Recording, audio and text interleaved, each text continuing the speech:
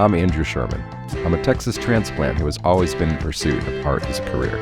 I've played in bands, pursued an acting career in Hollywood, but I found it behind the lens of a camera here in Dallas, Texas. I was born in New York. I've lived in Chicago, Los Angeles, Austin, but I love Dallas. There's a magical artistic scene in Dallas that mostly goes unnoticed to the outside world. This podcast is focused on what makes it so special and the people who make it thrive artistically. If you don't live here, and even if you do, you might not have heard of them. This is the Dallas Famous Podcast. So who you gonna be? Who you gonna be when you're all? This week on the Dallas Famous Podcast, we sit down with Katie Shuck, Dallas Film Commissioner and a major force behind the city's growing film scene.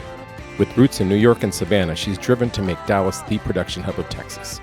During our conversation, Katie shares how she found her way into the industry, what excites her most about Dallas right now, and why the city is positioned to become a true filmmaking destination. She also offers her take on the upcoming film incentives and the creative community shaping this moment. It's a very informative talk, and I know you'll dig it. Here it is. The Dallas Famous Podcast is supported by the Mullen & Mullen Music Project. The Music Project was created by Mullen & Mullen Injury Law Firm to champion the independent music scene in North Texas. Hello, we are back at the Deep Ellum Community Center, Dallas Famous Podcast. I've got Katie Shuck, Commissioner of the Dallas Film Commission. Correct. I'm the film commissioner of the Dallas Film Commission. Okay, that sounds very impressive. It does. It's a cool name. Yeah, I'm cool like, title. wow, I haven't had a commissioner here before. So, yeah, I mean, first of all, there's just, it seems like it's booming. Like there's going to be a lot happening here, which is probably why you came here. So we'll start at the beginning. We'll go kind of in chronological order. Sure. Where are you from originally? So I'm a New Yorker originally. Ah, okay. Yeah, my parents moved us to Delaware, which there's not a lot happening there, especially in production work. Now it's a little bit different, but when I was a kid, absolutely not. And then I ended up going to school in Savannah, Georgia, went back to New York to work, and then the boom of Georgia's production scene just blew up. They had an incredible incentive. So I was flying back and forth from New York to Georgia, booking shows, and eventually I just decided to move back down there. And, you know, then life happened. I got married and had a family and was working at the Film Commission there in Georgia, and was just a part of that massive production ecosystem that was happening. Texas, as you mentioned, you can feel all of the production excitement that's happening, and that is all thanks to SB 22 being, codified into law. Sure. And that's the Texas Film Incentive Bill. So it feels, I keep telling people, it feels here like it did in Georgia when their incentive really took off. It's like this palpable energy, this like crackle of like entertainment excitement. We've just been talking to incredible productions that are really interested in Texas now, that they can be competitive in terms of cost savings. Right. Because you have to remember, it's a business. Sure. So if it's going to affect your bottom line by getting a cash rebate back, then it's definitely worth looking at Texas. I mean, would you say that we're kind of ahead of the wave at this point? Like, is it still like happening in the future, or is it already starting to be a thing? I think that because the bill went into effect September 1, we're really just starting. Okay. So a lot of people are just kind of dipping a toe in the Texas water, so to speak, just to see what it's going to be like. I keep talking to productions being like, you're kind of a guinea pig in terms of how this program is going to work. Mm-hmm. So we have a few months of essentially beta testing the new program, and that's only because a lot of the administrative code around the bill has to be determined. There's metrics for things that are kind of subjective. There's a bunch of uplifts that are a little bit like to be determined on what that looks like. Like faith-based is the one that comes up often. The faith-based genre is actually a massive moneymaker in this country. We're very, lucky and fortunate to have a show like The Chosen that shoots in our backyard. These kind of productions in this space are interested in Texas because they feel seen. They feel like this is something that's actually aimed towards them as a business model. Mm-hmm. To me, it's the same as like a horror film or, a rom-com. A religious component to me is the same as being just another genre component. Yeah, gotcha. So, but the determination of what that 2.5% uplift is going to look like still hasn't been determined yet. So we're just kind of waiting to see what the state decides is that metric for granting that check mark of you get this 2.5. Right. So we're really excited to see what the state comes up with, and can't wait to sell that because it's definitely been it's been something that has gained a lot of attention. Okay. I think to our benefit. Yeah. Yes. I'm going to go back into that, but I still want to just cover you a little bit more. Like, how did you get started in the film world in the first place? Yeah, this is all I've ever done. This is Okay. all I've ever wanted to do. Like right out of college. Yeah, I was. Oh, even before. I mean, I was a theater kid. I was one of those weird theater kids growing up. Me too. Yeah, it's a gateway, drug into the arts. You're just like, Sure. oh yeah. And I really fell in love with theater tech. And then we had a video program at my school, and I was like, ooh, it's all this behind the scenes stuff where you get to kind of control storytelling and narrative building, and we did a daily news show every day. Oh. So I was dabbling in broadcast journalism. Then I went to college for film, and yeah, it's been this wild roller coaster ever since. What were you? I mean, it sounds like you were doing a lot of departments. Was there one that you gravitated towards at a certain point? So it's weird. So when you start in this industry, a lot of times people are just resume building, and a job is a job, a gig is a gig. Sure. And you just take any title that gets thrown your way, and then you weirdly start getting bumped up in that department, and then you realize, yeah, but I really like what they're doing over there. Yeah. And that was the first time I dabbled in art department, was I really kind of wanted to do what was over in that department. And so I made the jump because you make friends. I tell students this all the time. It's all about who you know. Networking Sure. is so important to our industry, as you know. It's like 100%. Oh, yeah. Every job I've ever booked, I booked because a friend of it booked it before me. Yeah.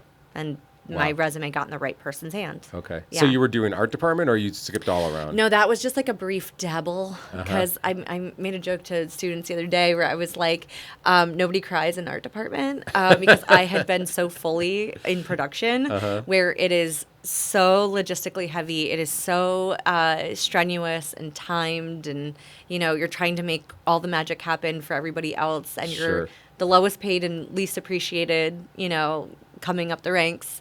But like, it's a bug, and you catch it, and Yeah, it's funny because my first production, I was a PA, and they were throwing us around, and I gravitated toward art department. And I remember they were like, okay, now go staple those curtains this way. And I was like, I'm out of the art department. Like, I'm not skilled. I'm not neat enough. But Yeah. And so, okay, so then, and you're doing production in New York, you're going to Savannah. How did you end up working at the film office then? So I was doing locations. I had started doing locations in Georgia, and I had worked on a bunch of small, like, made-for-TV movies at the time down there, and I was working for an incredible location manager who's a really good friend of mine, and the office was just being formulated. It had moved from the city, which was like a small permitting office, a municipal office, and it moved over to economic development. And they really wanted to grow it into a bigger, broader thing because, again, production was just, And that was because booming. of film incentives, basically. Absolutely, yeah. Okay. So Atlanta was just exploding overnight. And when I tell you, it was literally like warm bodies off the street. At one point in time, they just didn't have enough people, enough qualified crew members. Mm-hmm. So if you had any interest at all in being in film production, they were literally just grabbing you and being like, okay, kid, it's your shot in the movies. So there were people that got their start in a really kind of serendipitous way that way, but also a lot of unqualified people were got their foot in the door that wouldn't have normally ever done it. Mm-hmm. The market was just, we didn't have the volume, the quantity of crew needed. Right. So that kind of spillover was happening in Savannah because we were a coastal market. So we didn't have the big cities and skyscrapers. We had historic, really charming properties and beaches. And so any show that needed to do a water unit ended up on the coast.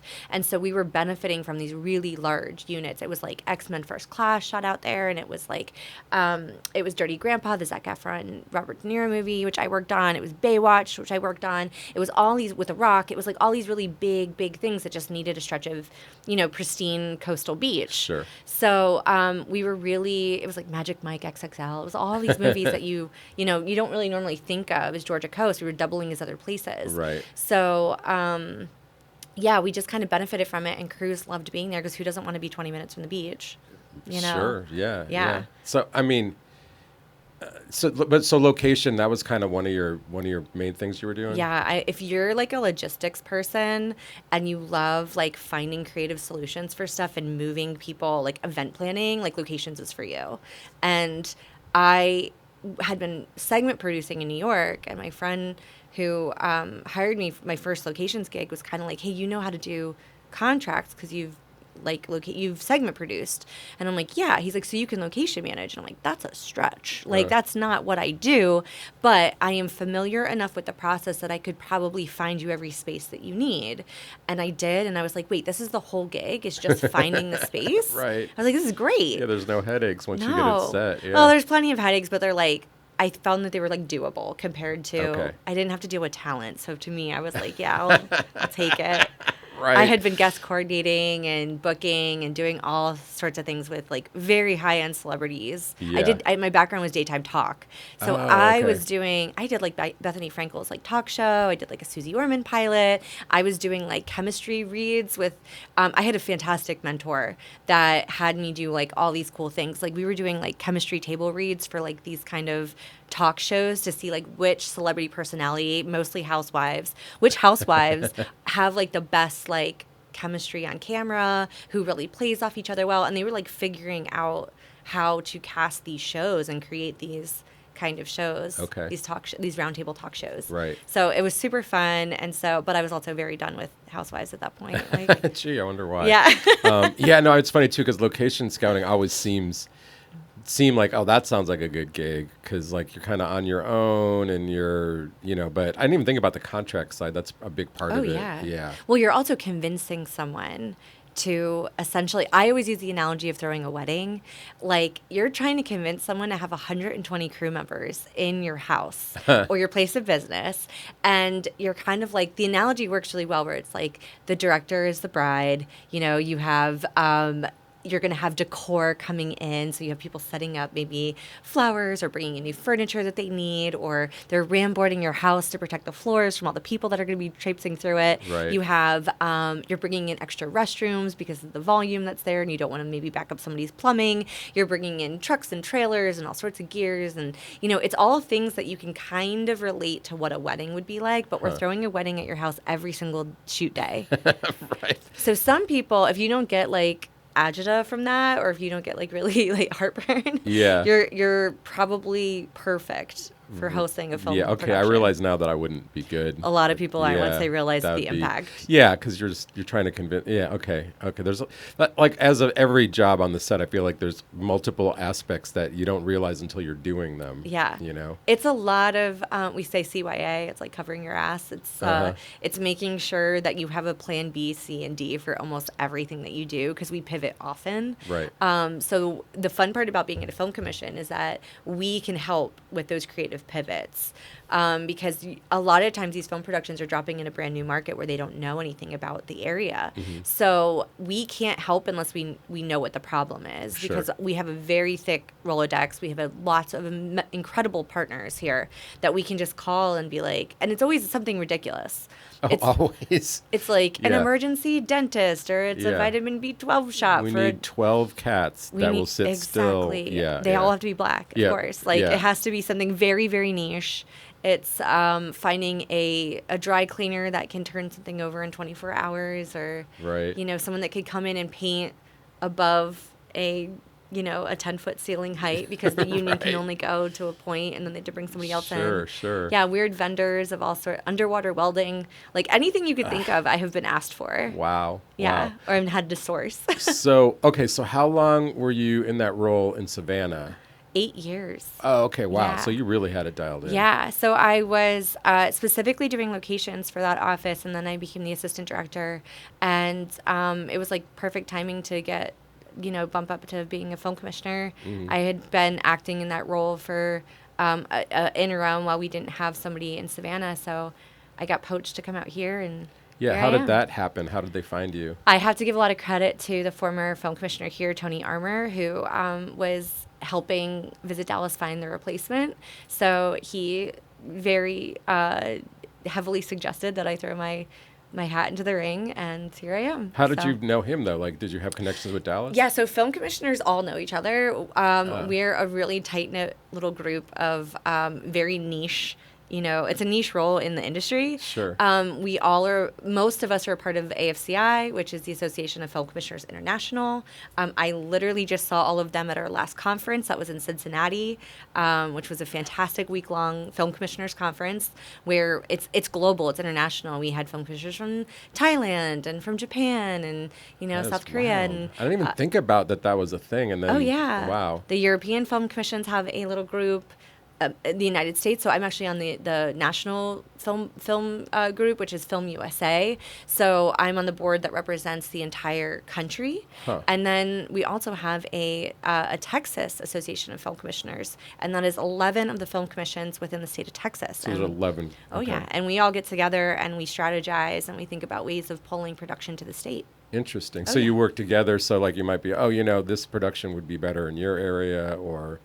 Yeah, well, sometimes the bigger shows are going to be moving around anyway because sure. they're based on location. So, like, we don't have deserts. Mm-hmm. So, El Paso is going to be a great suggestion for them for that. And we're really urban, so that's a big selling point for us. But then, of course, the stockyards are in Fort Worth. And we work really closely with the Fort Worth Film Commission because, they have looks that we don't have and vice versa. So, okay, yeah. Yeah, that's why we see a lot of the Taylor Sheridan productions shooting in the Metroplex. Right. Because we can obviously be New York City and shoot the Madison and do, Lioness out here. And then Fort Worth is doing a lot of like the Landman stuff. They're based in set in Fort Worth. And okay. Yeah, so we're really fortunate that our crew base is really getting the work throughout the Metroplex. Yeah, and you said earlier you're talking about how they're pulling people out of the streets. When I had Ian Loomer in, he was saying that people need to be trained because yes. I guess the incentives kind of work on you have a percentage of the crew based in Texas. And so he was saying a lot of those job roles, people don't know how to do them yet. Yeah. So how are we dealing with that? So I'm so glad you brought this up because training is very important in certain departments. There are a lot of transferable, just everyday normal skills that could be utilized on a film set. So production assistant work can always find a track for you that's entry level, can find a track for you in a department where you can essentially learn most of what you need to know on the job. Mm-hmm. However, there are very specific tracks that really require technical know-how. The camera department, for sure. Anyone that's doing DIT has to be really technically savvy with all of the new formats that are coming out and ways to properly do all of that file formatting and all those kind of things that are sent to the editor. Editing, again, there's a lot of kids that, get Creative Cloud and know how to, cut on Adobe. That's right. a fantastic, or like a Premiere, excuse me. Yeah. They know that's a fantastic tool as a training ground. There's a lot of professional editors that use it. Avid tends to be, I think, in my opinion, the editing standard for most editors. Okay, yeah. Yeah, and it's complicated for a reason. It's a way of gatekeeping and making sure that people keep it in a professional standard. And I think there's an importance to that. It's great that there's stepping stones and there's access to it, but there's some things that actually need to have that level of know-how and institutional knowledge and understand, why things cut together work in a way that they do. Sure. You're really formulating the story in post. Sound design is another fantastic one. There's a lot of people that have like incredible musical ability, but might not necessarily know the technical aspect of being in studio and recording. So those kind of engineer jobs are super important. Not all of them require a higher education or a higher degree to have them, but it's definitely a skill set or a technical certification program to make sure that you're able to not screw up a show or for a client, Right. So those things are, but like, you don't need to go to school to be a director. If you know how to work with actors and you know how to create your own content and have a good sense of direction, that is entirely something that you could do and learn on your own. In fact, most directors do it that way. Right. I know that, or I've heard that there's a program in Tarrant Community College where you can take the class and then you're able to be a PA right out or script supervisor. Is there other departments where you can actually go to class to learn some of this stuff in Texas? Yeah, so in Dallas specifically, we partner with the Pegasus Media Project. So shout out to them, to Ryan and Maddie and team. And they are doing our workforce development training for us. So they do a PA training class. It is free. It is open to the public. We try to do them twice a year. Oh, wow. We just had our second one ever. Was it this last weekend? Ooh, it's been a year. And yeah, so what we do is we have them with their set curriculum teach what is essentially a crash course into how to be entry level ready for production. And there's a lot that goes into it. There's a lot of jargon. It's a lot of vocabulary that people who haven't been in our industry wouldn't recognize. There's a lot of set etiquette, and there's a lot of things that, are faux pas that you have to know. Like, I have seen a production assistant get fired on a job for pitching his script to our A-list talent. Yeah. There's certain things that you just don't do, Sure. and there's an etiquette around it. Yeah, the hierarchy of the set is all important. If you don't follow that, it falls apart. Absolutely. You're working with famous people, and some are incredible, and some understand, that they're there because of the fandom and because of the people on the crew that are help building up the projects that they're on. And then there's others that have no concept of that. Yeah. And we've all worked with those people. Oh yeah. No, I mean, I did a lot of extra work, and you have to get used to being around celebrities. It's a thing, because like there are these memes almost like that you are like, oh, that I was thinking the other day, like, what if I met Taylor Swift? Like, I only have like 1 million views of her, but when it comes to these actors, like, they're just people. They're going to work. Yes. If you're cold, they are too. Yeah. Things like that. Absolutely. I've only been starstruck once. Okay, who was it? Once ever. It was Zac Efron. It was on Dirty Grandpa. I was the first team PA on this. I was doing a favor for a friend and came on to production assistant because nobody in Georgia had worked with talent before. So she was like, "Can you handle our 1 through 5?" And I was like, "Absolutely." Right. And for some reason, I couldn't talk around him. I was absolutely just stumbling over my words. I was so embarrassed. Every day I was just like, oh, I embarrassed myself again in front of... Oh, that's funny. He just was like perfectly symmetrical and just very, very beautiful and just so kind. Well, you grew up watching him, right?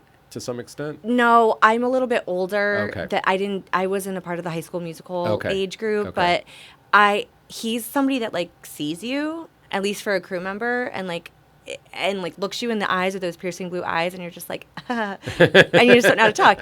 And I wasn't like a fan or anything by any means. I don't think I had even seen a lot of his work previous to this show. Right. And he just rendered me stupid. And my husband just, to this day, still teases me about it, because I would call him on the phone and I was like, well, I did something stupid in front of Zac Efron again today. Oh my gosh, that is so funny. But he was so kind. He was Right. just terribly He's kind for the girl. He was like, this girl's an idiot. To some degree. The people are like around him just going, I think he was, this was the same show that he had a group of probably 12 to 15-year-old girls chase him down the beach screaming. Oh my God. And I was like trying to like stop them from like running through to base camp. And yeah, he had a really tall former Navy SEAL as his security guard at the time, who again was also beautiful and super funny and friendly. And like, there's a lot of imposter syndrome on set sometimes. Sure. And you're like, I should not be hanging out with these guys. They're way too cool, way too good looking, Right. way too, yeah. I'm trying to think if I don't feel like I ever got starstruck on set. I have had moments in the pit shooting photos.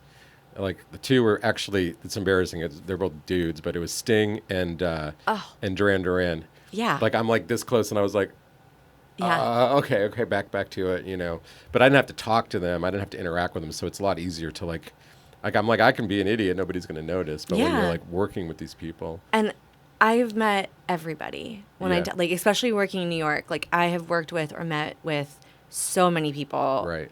Talk shows especially, they're in and out. And they come in and you don't recognize them because they haven't been through the works yet.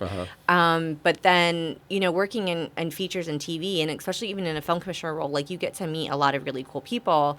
I got Toni Collette my Savannah Banana tickets. I personally, for my family, had a 4-pack of tickets, and I gave them to her because I wanted her to have a good time when she was in town. And my interior motive was like, I just hope she Instagrams a picture of being at the game. And this was before the bananas really had took off to be what they were. Okay. And I don't know if you follow them. I don't know what that is. It's silly baseball, and it's fantastic. Okay.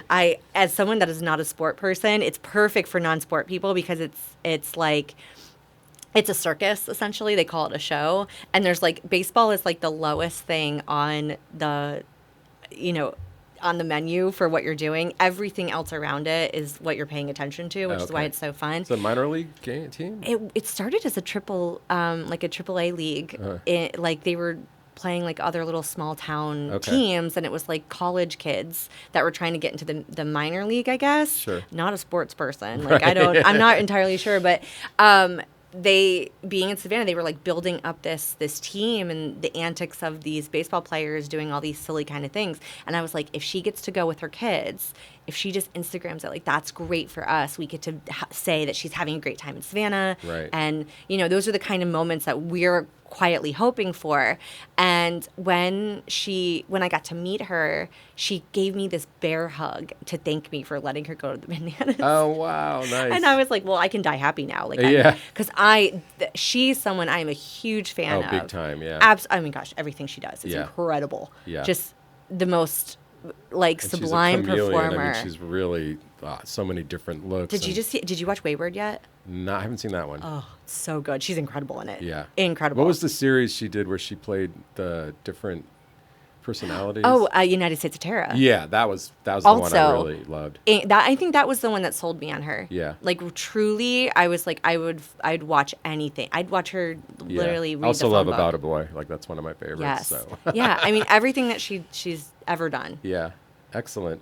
Okay, so here we are in Dallas. Yeah. We have a film thing happening. I mean, I also heard, this is maybe a side shoot, but like, if you have X amount of actors, that's a bump. If you have Texas music, that's a bump. If you have Dallas music, that's a bump. Is that something that's true? We're working on this. Okay. So I'm really excited you brought this up. We are working on creating a local rebate program.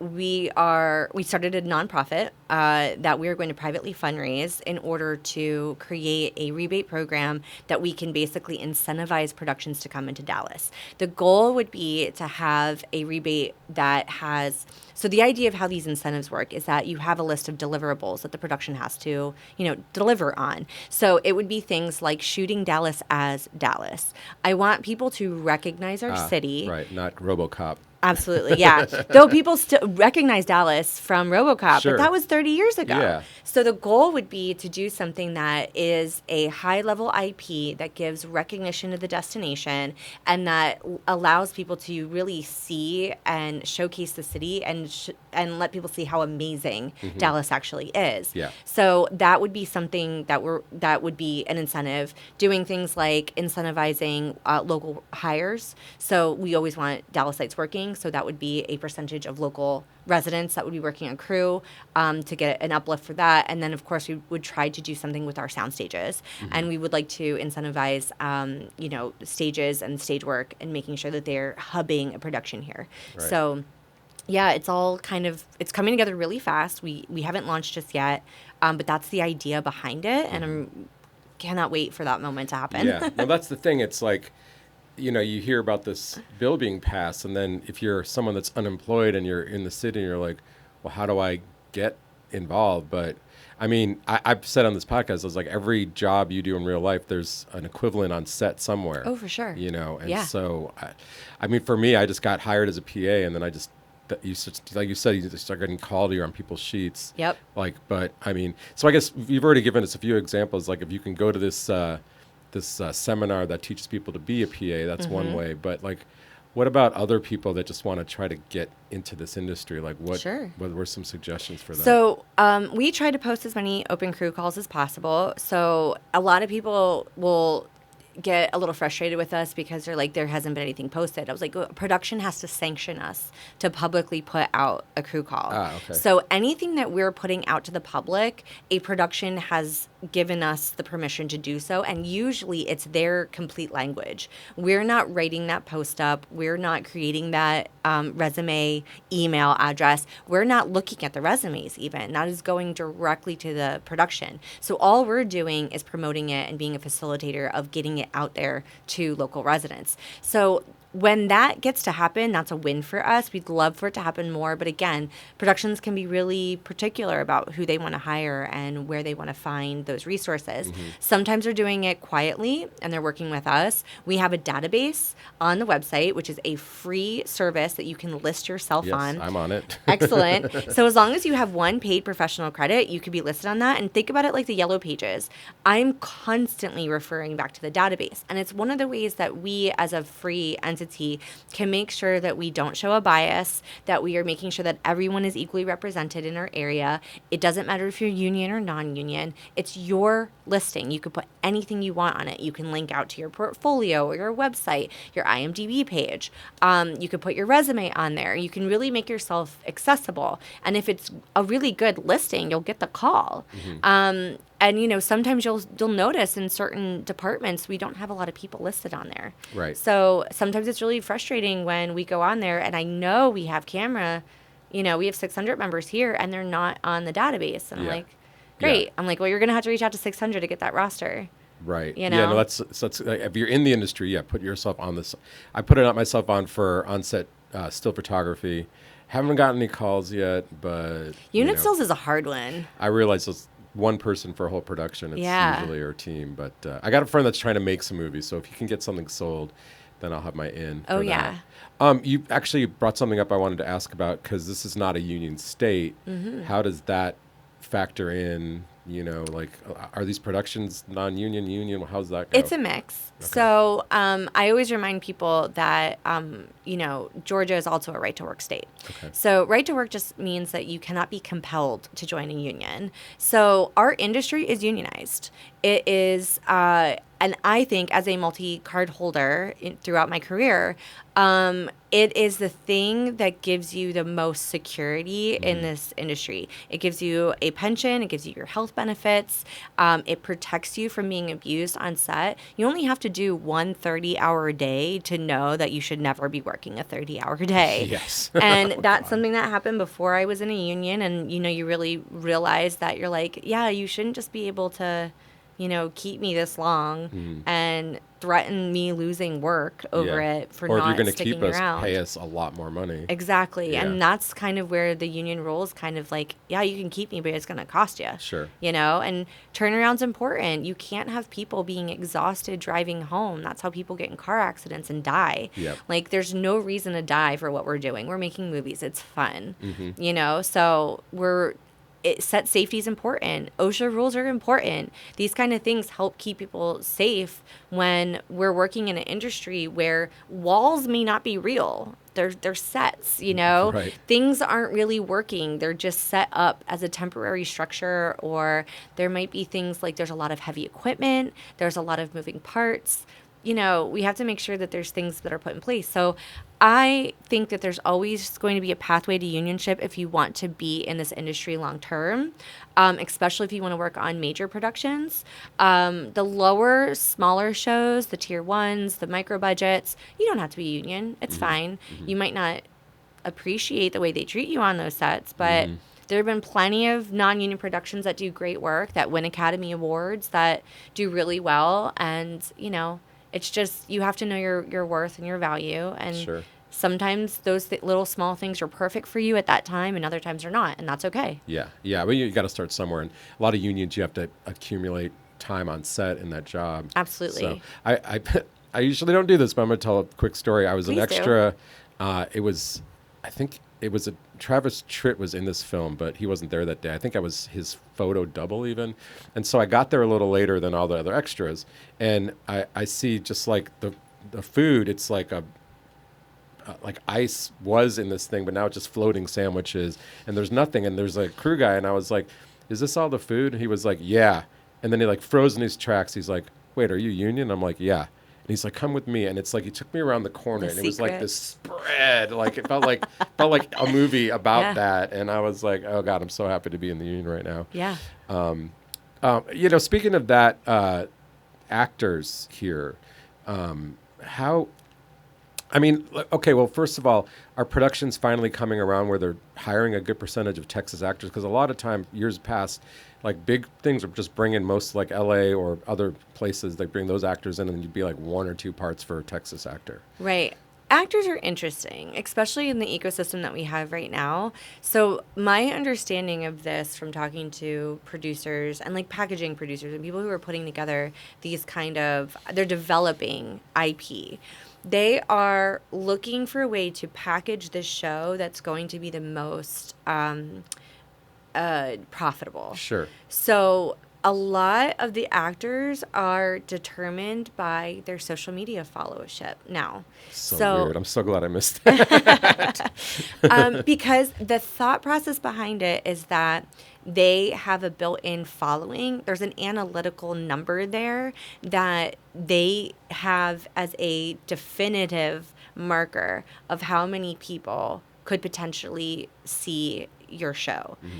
And they didn't, before that, there wasn't necessarily a number. There was box office success that, the big time, big namey A-listy stars had. But that didn't always necessarily translate to turnout. And there's plenty of big movies with big stars attached that bomb. Sure. And so now there's this more of a formula, so to speak, where they're like, well, if you have X million of followers, that builds into a percentage of how many butts and seats are going to turn out for you. And that's really, everything is algorithm based. Like, people forget Netflix is an algorithm company. It's not an entertainment company. They're selling an algorithm, and they're selling a way that there are the most eyeballs on specific things and how they can keep that into long-term, subscribers. Right. But that's everything that has a tech component to it now. Every screened outlet, from YouTube to TikTok. Sure, I just didn't think of it like that, but absolutely. Yeah, it's completely changed everything. That's why vertical dramas are like the number one thing that everyone's talking about right now. It's micro dramas and vertical dramas, or people are watching so much content on their phone, and they're doom scrolling, and then they get caught up on these little drama narratives. And again, it's about keeping the eyeball on that thing for as long as possible, and creating engagement and creating a return, viewer. And you're creating these little microcosms of little bubbles of like celebrity influence from that. And all of a sudden, then you start seeing your favorite people that you started following is now hawking an app, or it's a gummy vitamin, or they're folding in something, and some of them do it very well. Right. And you don't realize you're watching an ad, and then others are still finding their legs with that. Right.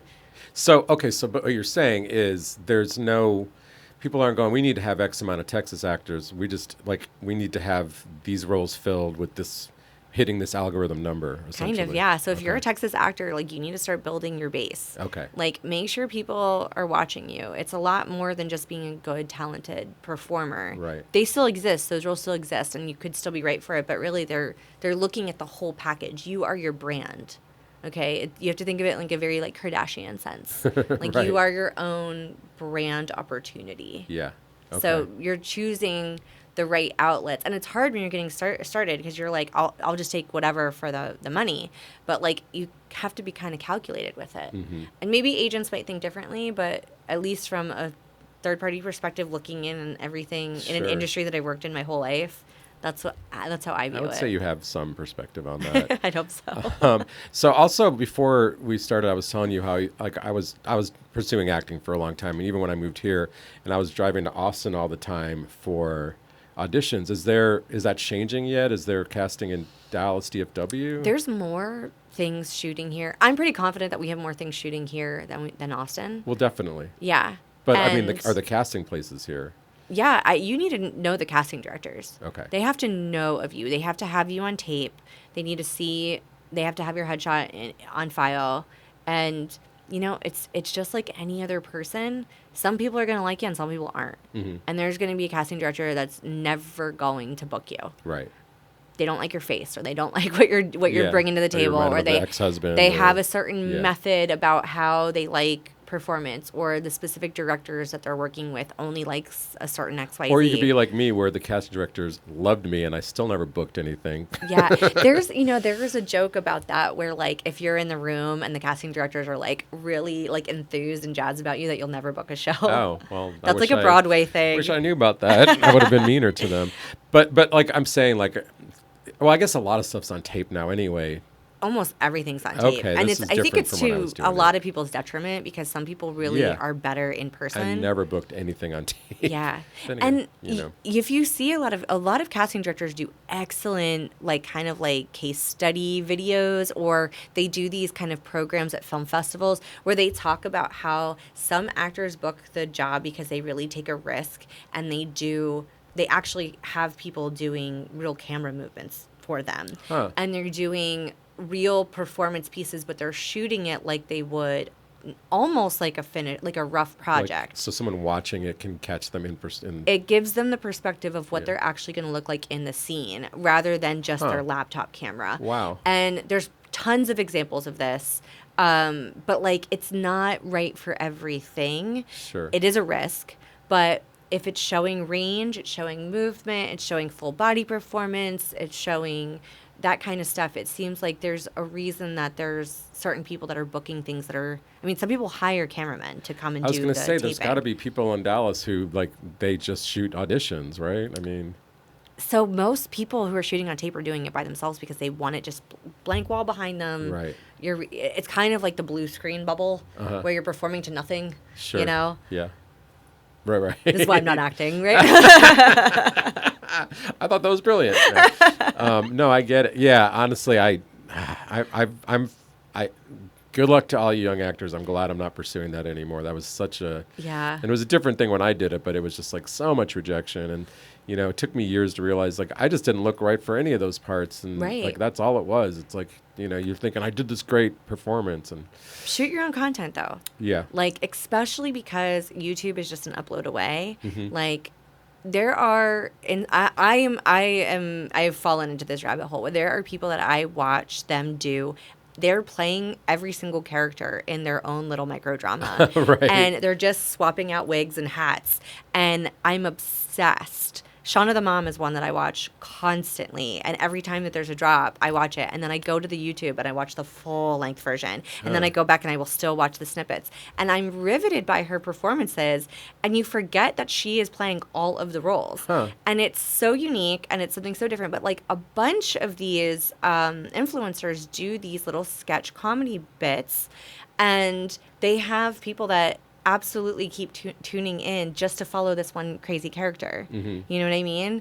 And like that in and of itself, it's creating something that is marketable. It's sellable. You're part of the pop cultural zeitgeist there, and the hits on them are crazy. Like Taryn Delaney is another one that she did like a whole heaven thing, like a heaven receptionist thing. And she created like a demon character, and she does this like funny demon voice. It's Tammy. And man, like the amount of times that I have like replicated Tammy just to like myself, like, cause I think it's funny. Right. And I'm just like, this is a high level, like thought out, well developed, hilarious character that she does with a filter and a weird voice. And I am now mimicking like I would an SNL character. Right. You know what I mean? Right. So there's opportunity to brand build, to character build, to do all sorts of things. And like they're in their own right doing their own shows. Some of them are comedians and doing stand up. I think on a performance level there's lots of opportunity for you to create your own. Right. Yeah, that's a big difference from what I was trying, is that you can come up with your own content. You can make your own breaks in a way. Yeah. We're getting kind of near the end. What are some of the big challenges that you've been facing trying to develop all of these productions here? That's a good question. I'm still relatively new. I've been here for 10 months now. So as I was telling you earlier, I was like, I feel like I learned a new thing about the city every single day. Right. And it's kind of drinking from a fire hose. So I'm still discovering what all of our assets and our challenges are. I'm very invested in making sure that we are completely camera ready when we need to be, finding things ahead of time. If anyone who's watching this, if you're someone that's interested in renting out your space as a location, you have a business that you think could be a film vendor of some kind, and like we said earlier, it could be anything. It could be chiropractic or pet sitting. It could be any number of things could be utilized from somebody that is working at production or the production itself. We want to know who you are. We have a database for vendors. So if you are a company that you think you could provide catering services, or if you could do something like maybe you're an upholsterer, right? The production team, like the production designer, they find furniture at like Goodwill and they order things, but it's in the wrong color and they need these things done. Mm-hmm. And if you could do it and you have fast turnaround, they will pay a premium for it because they needed it yesterday. Right. So there's opportunity for everyone to be involved. It might not be tomorrow. It might not be, 2 weeks, 2 months, or 2 years from now. Mm-hmm. But if we don't know who you are, we can't recommend you from the database without identifying you as someone that wants to do this work. Sure. So I would say, we're happy to talk to you. We want the community to get involved. There are plenty of great programs here. There are plenty of fantastic networking events. The DPA is a fantastic organization. They throw incredible mixers and networking events.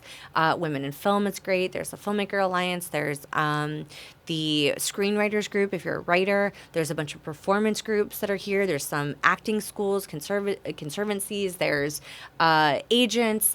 And we're all going to the same events, and we're all mixing and networking. The Dallas International Film Festival does mixers monthly, which is great because that means we don't have to. Mm-hmm. We just show up and we get to meet everyone there. It's fantastic, and they do them all over the Metroplex. The USA Film Festival does programming throughout the year. Oak Cliff is a larger festival that happens in the summer. They're doing things sometimes year round. The Texas Theater is killing it with genre films. Mm-hmm. They're doing true indies. Genre films are doing live stuff. Like they had Coppola.